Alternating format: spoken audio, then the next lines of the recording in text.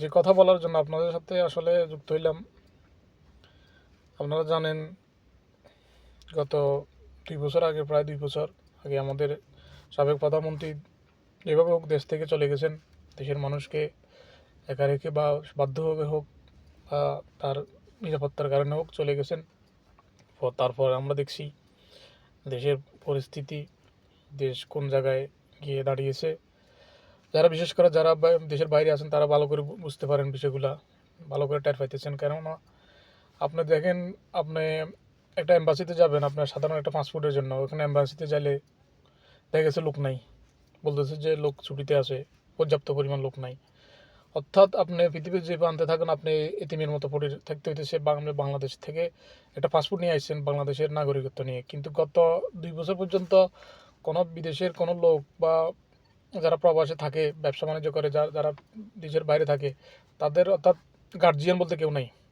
দেশের মানুষের কাছে তো মানুষগুলো তো নাই, আর যারা বাইরে আছে তাদের তো অলরেডি কেউ নাই, তাদের গার্জিয়ান বলতে কেউ নাই। কারণ যারা ক্ষমতায় আসছে তারা দেখা গেছে যে অদক্ষ অযোগ্য লোকগুলা, ধরেন আপনার চেয়ারে বসে রয়েছে, তারা কোনোরকম মনে করেন যে আপনার তাদের দেশটাকে কোনোরকম তারা তাদের আখের গুছানোর কাজে ব্যস্ত হয়ে গেছে। আসলে দেশ ও জাতির মানুষ আসলে তাদের কাছ থেকে এটা আশা করে নাই। তারা যে যে অনুপ্রেরণা নেবে, যে আপনার স্পিড নিয়ে তারা যে কাজগুলো আগাইছিল, কিন্তু তারা মাঝখানে যায়, তারা ওটা আসলে প্রমাণ করতে ব্যর্থ হয়েছে। যাই হোক, এগুলা সবাই জানেন বেশার কম। তো আমরা যারা দেশের বাইরে আসি তারা অন্ততপক্ষে এটা ভালো করে বুঝছি যে আমাদের কোনো আসলে গার্জিয়ান নেই। কোনো বিষয় সংক্রান্ত কোনো জটিলতা বা প্রবাসে বাংলাদেশিদের অবস্থান, কোনো একটা মানুষ বিপদে পড়লে কার কাছে যাবে? সবাই আপনার এম্বাসির কাছে যাইতে হবে। কারণ এখানে তো কারো কোনো ফ্যামিলি নেই, কারো মনে করেন যে আপনার গার্জিয়ান বলতে শুধু এম্বাসি আছে। ওখানে যাইলে আমাদের নিরাপদ আশ্রয় আমরা মনে করি ওইটা, কিন্তু ওখানে যাই আমরা কোনো সেবা তুলনামূলকভাবে 100%-এর ভিতরে 20%ও পাইনি। তো যাই হোক, এগুলো অনেক কথা। এখন দেখি আমরা নতুন সরকার আসছে, আমরা সবাই আশাবাদী। অতীতকে ভুলে, অতীতে রাজনৈতিক প্রতিহিংসা, রাজনৈতিক মামলা মোকদ্দমা, ধরুন একে অপরের বিরুদ্ধে অনেক মামলা মোকদ্দমা, যে হয়তো আওয়ামী লীগ করছে সে হয়তো অপরাধ করে নাই, কিন্তু তাকেও মামলা দেওয়া হয়েছে, আবার যে অপরাধ করছে তাকেও মামলা দেওয়া হয়েছে। তো জিনিসটা সমান হয়ে গেল না? যদি আপনি অপরাধীদেরকে আর নিরপরাধীকে যদি সমান বা মনে করেন সমান একই কাতারে বসান, তাহলে তো হবে না। আপনি দেখতে হবে অপরাধের সাথে কে জড়িত, কে জড়িত না। আজকে ধরেন আপনার সবাই তো আর বাংলাদেশের সবাই তো আর মনে করেন ওই সময় আমলে সবাই তো আর অপরাধ করে নাই। যারা অপরাধ করছে তাদের অপরাধের শাস্তি সে অবশ্যই পাবে। আর এখনও যারা ক্ষমতা আছে তারা তো যে অপরাধ করবে তারাও ভবিষ্যতে তারাও এটার শাস্তির মুখোমুখি হবে। এখন হয়তো হবে না। তো আমি মনে করি যে সকল রাজনৈতিক মামলাগুলো আপনারা যারা প্রতিহিংসার বশত হইয়া যে রাজনৈতিক মামলা বা মানুষকে হয়রানির চিন্তা ভাবনা করতেছেন, এগুলা আল্লাহর অবস্থা বাদ দেন।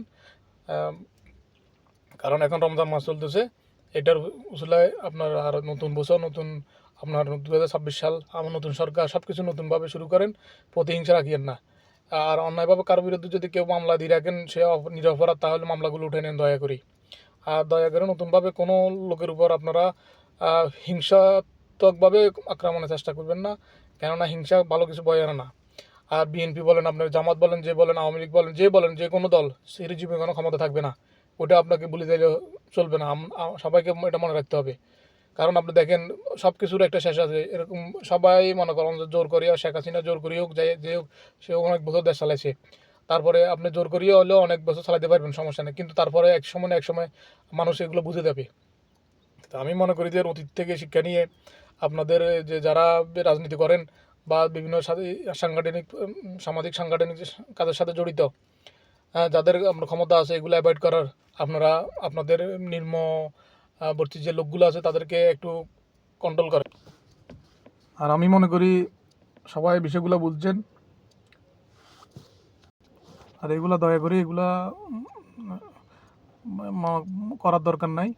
যেহেতু আপনার প্রতি আমার হিংসা সৃষ্টি না হয় বা আমার প্রতি আপনার হিংসা সৃষ্টি না হয়, তো এই জন্য আসি সবাই কাঁধে কাঁধ রাখি, দেশের জন্য কাজ করি, নিজের পরিবারের জন্য কাজ করি, নিজের ভবিষ্যতের জন্য কাজ করি। কারণ নিজে উন্নতি করলে সমাজ উন্নতি হবে, সমাজ উন্নত হলে দেশ উন্নত হবে আস্তে আস্তে। তো আসি এই কাজগুলো আমরা নিজের দায়িত্ব করি। এ বলে আমি আমার